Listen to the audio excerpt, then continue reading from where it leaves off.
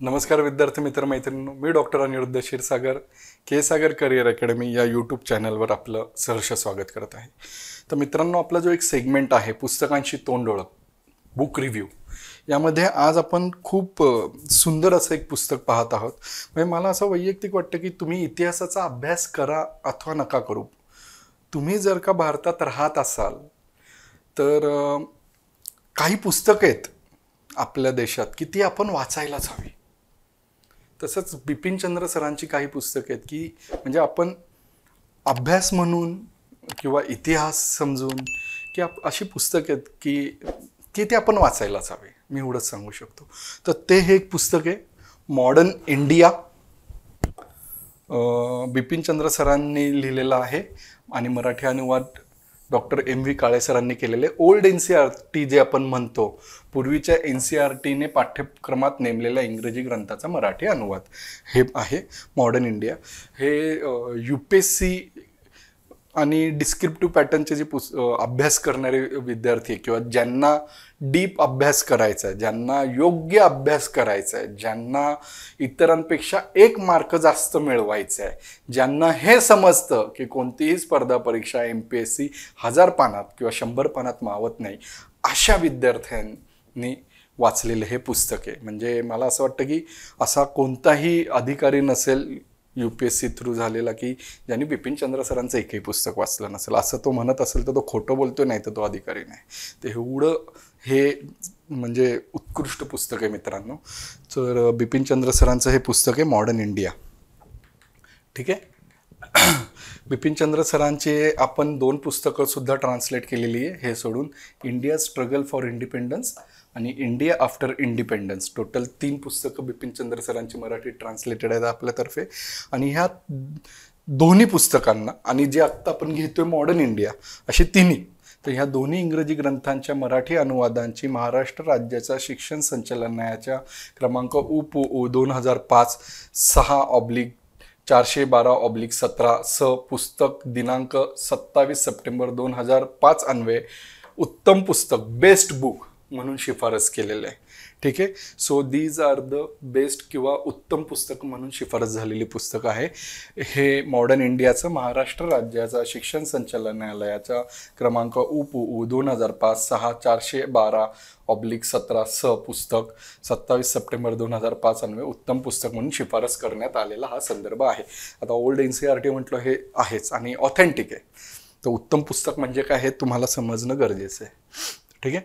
तर याच्यात एवढंच मी सांगतो की केंद्र राज्य लोकसेवा आयोगाचे विद्यार्थी, इतिहास विषयाचे अध्यापक, प्राध्यापक, अभ्यासू, जिज्ञासू अशा सर्वांना या पुस्तकातून हा ग्रंथ मार्गदर्शक ठरेल आणि खूप चांगलं नॉलेज मिळेल, एवढंच मी सांगतो. ठीक आहे. तर याची आपण अनुक्रमानिका पाहू. मॉडर्न इंडिया म्हणजे आधुनिक भारत. सो याची सुरुवात होते 18व्या शतकातील भारत. मग बहादूर शाह पहिला, जहांगीर शाह, वजीर जुल्फिकार खान, सय्यद बंधू, मुघल साम्राज्याचा अंत, हैदराबाद व कर्नाटक, बंगाल, अयोध्या, म्हैसूर, केरळ हे सगळे संस्थानं, दिल्ली परिसरातील प्रदेश, शीख, मराठी सत्तेचा उदय असतं, सामाजिक आर्थिक परिस्थिती आणि सामाजिक व सांस्कृतिक जीवन, अशा पद्धतीने 18वं शतक होतं. त्यानंतर पुढच्या जो आहे त्याच्यात भारतात युरोपियांचा संचू प्रवेश आणि इंग्रजांचा विजय. मग याच्यात युरोपचा पूर्वीय व्यापार कसा होता, कंपनीचा व्यापार कसा होता, त्यांचा वाढता प्रभाव, इंग्लंड आणि फ्रान्समधली स्पर्धा, व्यापारी स्पर्धा म्हणू आपण वाटल्यास, पण स्पर्धा, बंगालवर इंग्रजांचे प्रभुत्व, बंगालमधील दुहेरी राज्यव्यवस्था, वॉरेन हेस्टिंग व लॉर्ड कॉर्नवेलिस, वेलेस्लीचे विस्तारवादी धोरण हा महत्त्वाचा आहे, हेस्टिंगचे प्रादेशिक विस्तार, डलहौसीचे खालसाचे धोरण, हे म्हणजे सगळे महत्त्वाचे टॉपिक. आणि ओल्ड NCERT असल्यामुळे यात डीपली आपण याचा सगळ्यांचा परामर्श घेतोय. त्यानंतर तिसरं, ब्रिटिशांचे भारतातील आर्थिक धोरण, प्रशासकीय संरचना, 1757 ते 1857, प्लासीची लढाई ते आपलं 1857चा उठाव. मग ब्रिटिशांची भारतातील आर्थिक धोरणे, वाहतूक संपर्क साधनांचा विकास, जमीन महसुलाचे धोरण, चौथं आलं प्रशासकीय संघटना काय, सामाजिक व सांस्कृतिक धोरण कसं होतं, नागरी सेवा कशी होती तेव्हा, सैन्य, पोलीस, न्यायदान विषयक संघटना काय, सामाजिक सांस्कृतिक धोरण काय, मानवतावादी सुधारणा काय झाले, आधुनिक शिक्षणाचा प्रसार कशा पद्धतीने झालेला आहे. मग 19व्या शतकाच्या प्रथमार्धातील सामाजिक व सांस्कृतिक जागृती, मग राजा राम मोहन राय असेल किंवा डिरोजिओ तरुण बंगाल असेल, देवेंद्रनाथ टागोर, ईश्वरचंद्र विद्यासागर किंवा पश्चिम भारतातील सुधारणांचे अर्धव्यूह असतील. ठीक आहे, मला वाटतं की थोडंसं हे मी झूम करतो नेव्हिगेशन. ठीक आहे, ओके. 6वा पार्ट येतो 1857. मग उठावाची सर्वसाधारण कारणे, उठावाची सुरुवात, उठावातील वैगुण्य, हा एक येतो पॉईंट. त्यानंतर दुसरा येतो इसवी सन 1858 नंतर प्रशासकीय परिवर्तन काय झालेलं आहे, त्याच्यातल्या सगळ्या गोष्टी, पूर्वपीठिका, मध्यवर्ती प्रशासन, प्रांतिक स्थानिक संस्था, सैन्याची पुनर्रचना, सार्वजनिक सेवा, संस्थानांबरोबरचे संबंध कसे होते, नेपाळबरोबरचे युद्ध, ब्रह्मदेशाबरोबरचे संबंध, अफगाणिस्तानबरोबरचे संबंध, त्यानंतर ब्रिटिश राजवटीचे आर्थिक परिणाम, त्याच्यात पुन्हा हस्तोद्योगास कसं ग्रहण लागले, शेतकऱ्यांचे दारिद्र्य, नव्या जमीनदारांचा उदय, शेतीची कुंठित अवस्था व त्याची अवनती, आधुनिक उद्योगांचा विकास कशा झाला आणि त्या काळातील दारिद्र्याने दुष्काळ.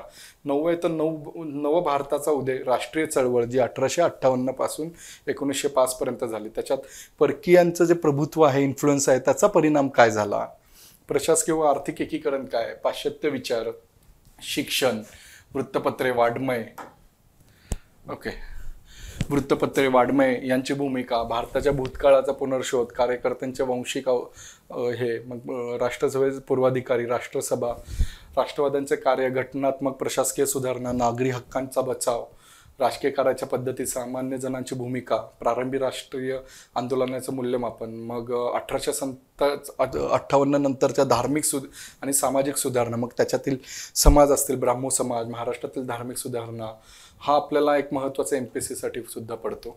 ठीक आहे. रामकृष्ण विवेकानंद, स्वामी दयानंद, आर्य समाज, थिओसॉफिकल सोसायटी, मोहम्मद इक्बाल, तसंच जातीय व्यवस्थेचा विरोध. मग 11वा चॅप्टर येतो तुमचा राष्ट्रीय चळवळ, 1905 ते 18 पर्यंत लढाऊ राष्ट्रवादाची वाढ, ब्रिटिश राजवटीचे खरं स्वरूप आणि जहाल राष्ट्रवादास अनुकूल स्थिती. ठीक आहे. यानंतर पुढचं पेज, बंगालची फाळणी, जहाल राष्ट्रवादाचा विकास, क्रांतिकारी राष्ट्रवादात चालना, इसवी सन 1719 ते 27 या काळातील स्वातंत्र्य आंदोलन कोणते झाले, मॉन्टेग्यू चॅम्फर्सबर्ग सुधारणा, रोलेक्ट ॲक्ट, गांधीजीकडे नेतृत्व, त्यांचे विचार, चंपारण सत्याग्रह. मग 1927 ते 47च्या काळात काय स्वातंत्र्य आंदोलन झालं, म्हणजे ज्या पद्धतीने गांधीयुग आहे त्या पद्धतीने सुद्धा नव्या शक्तींचा विजय, सायमन आयोगावर बहिष्कार, पूर्ण स्वराज्य, सविनय कायदेभंगाची चळवळ, भारत सरकारचा कायदा 1935, राष्ट्रीय काँग्रेसची मंत्रिमंडळे, समाजवादी कल्पनांचा विकास, शेतकरी कामगार चळवळी, युद्ध काळातील राष्ट्रीय चळवळ, दुभंगलेले स्वातंत्र्य. म्हणजे मित्रांनो, जो मॉडर्न इंडिया, मग तुम्ही म्हणाल तर राज्यसेवा पूर्वाला म्हणा, राज्यसेवा मुख्यला म्हणा, GS1 मध्ये जे आधुनिक भारत येतो मॉडर्न इंडिया, त्याच्यासाठी हा एक कम्प्लीट असा रेफरन्स बुक आहे.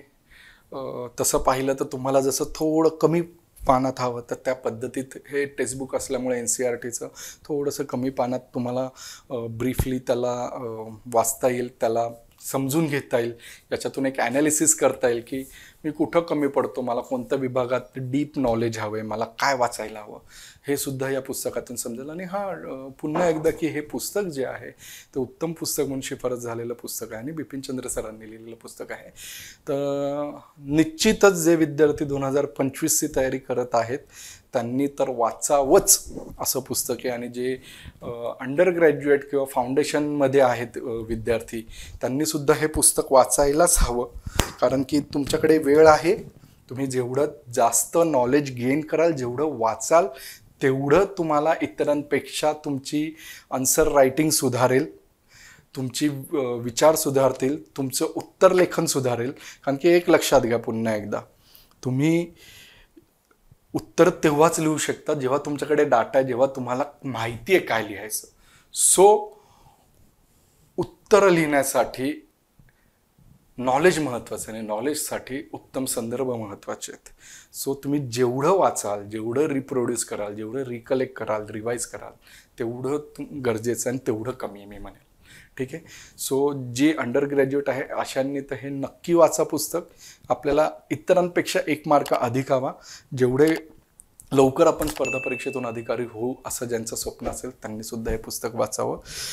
तर आजचं पुस्तक होतं बुक रिव्ह्यू किंवा पुस्तकांशी तोंड ओळखमध्ये मॉडर्न इंडिया, बिपिन चंद्र सरांचं. धन्यवाद.